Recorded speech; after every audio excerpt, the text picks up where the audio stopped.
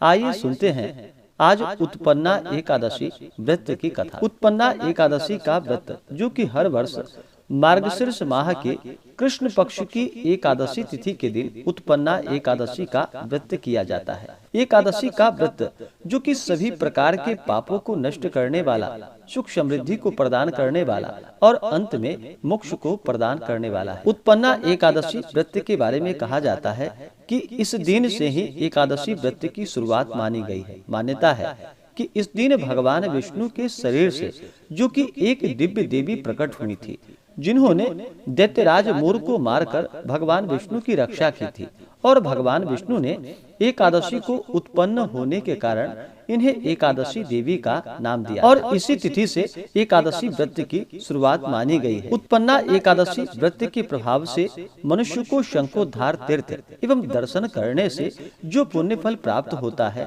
वह इस एकादशी व्रत के पुण्य से 16वें भाग के बराबर भी नहीं होता। व्यतिपात योग में, संक्रांति में तथा सूर्य और चंद्र ग्रहण में दान देने से और कुरुक्षेत्र में स्नान करने से जो पुण्य प्राप्त होता है, वह इस एकादशी व्रत के करने से प्राप्त हो जाता है। तो आइए सुनते हैं उत्पन्ना एकादशी व्रत की कथा। तो बोलिए प्रेम से भगवान विष्णु की जय, माता लक्ष्मी की जय, एकादशी माता की जय। उत्पन्ना एकादशी के बारे में भगवान श्री कृष्ण युधिष्ठिर से कहने लगे कि सतयुग में मूर नामक एक दैत्य उत्पन्न हुआ। वह बड़ा बलवान और भयानक था। उस प्रचंड दैत्य ने इंद्र, आदित्य, वसु, वायु, अग्नि आदि सभी देवताओं को पराजित करके भगा दिया था।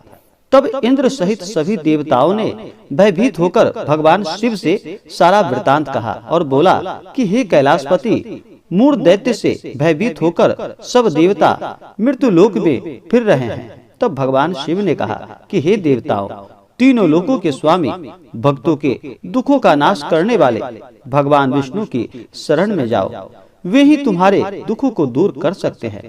भगवान शिव जी के ऐसे वचन को सुनकर सभी देवता क्षीर सागर में पहुँचे। वहाँ भगवान को शयन करते देख हाथ जोड़कर उनकी स्तुति करने लगे।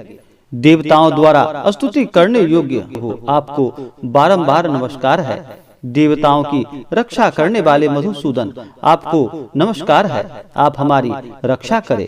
दैत्यों से भयभीत होकर हम सब आपकी शरण में आए हैं।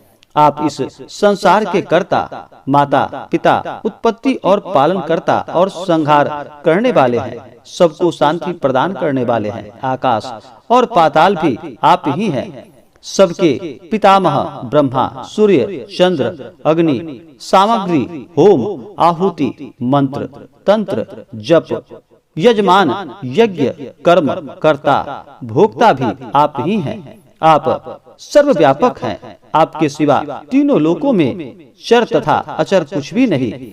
हे भगवान, दैत्यों ने हमको जीतकर स्वर्ग से भ्रष्ट कर दिया है और हम सब देवता इधर उधर भागे फिर रहे हैं। आप उस दैत्यों से हम सबकी रक्षा करें।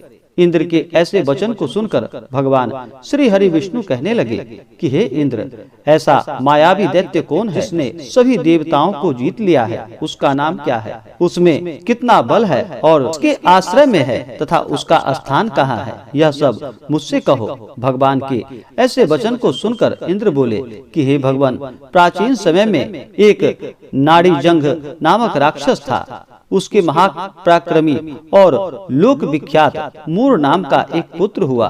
उसकी चंद्रावती नाम की नगरी है। उसी ने सभी देवताओं को स्वर्ग से निकालकर वहां पर अपना अधिकार जमा लिया है। उसने इंद्र, अग्नि, वरुण, यम, वायु, ईश, चंद्रमा, नैऋत्य आदि सबके स्थान पर अधिकार कर लिया है। सूर्य बनकर स्वयं ही प्रकाश करता है, स्वयं ही मेघ बनकर बैठा है और सबसे अजय है। हे असुर निकंदन, उस दुष्ट को मारकर देवताओं को अजय बनाइए। यह वचन सुनकर भगवान ने कहा कि हे देवताओं, मैं शीघ्र ही उसका संहार करूंगा। तुम चंद्रावती नगरी जाओ। इस प्रकार कहकर भगवान सहित सभी देवताओं ने चंद्रावती नगरी की ओर प्रस्थान किया। उस समय दैत्य मूर सेना सहित युद्ध भूमि में गरज रहा था। उसकी भयानक गर्जना को सुनकर सभी देवता भय के मारो चारों दिशाओं में भागने लगे। जब स्वयं भगवान रणभूमि में आए तो दैत्य उन पर भी अस्त्र शस्त्र आयुध लेकर दौड़ा।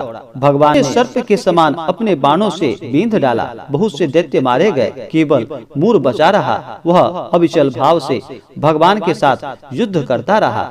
भगवान जो भी तीक्ष्ण बाण चलाते उसके लिए पुष्प सिद्ध हो जाता। उसका शरीर छिन्न भिन्न हो गया, किंतु वह लगातार युद्ध करता रहा।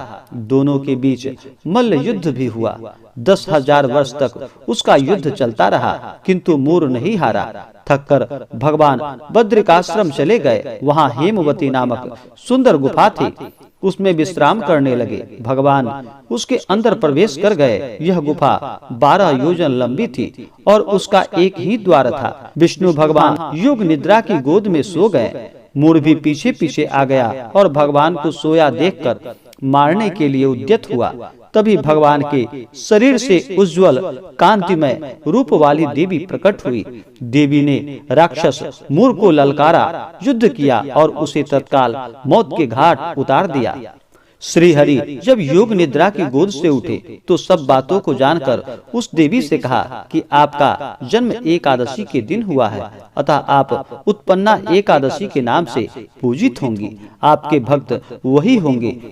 इसी प्रकार से जो भी भक्त उत्पन्ना एकादशी का व्रत करते हैं या इस व्रत का कथा श्रवण करते हैं, भगवान विष्णु की कृपा से उन्हें अनंत गुना पुण्य फलों की प्राप्ति होती है। तो बोलिए प्रेम से भगवान विष्णु की जय, माता लक्ष्मी की जय, एकादशी माता की जय।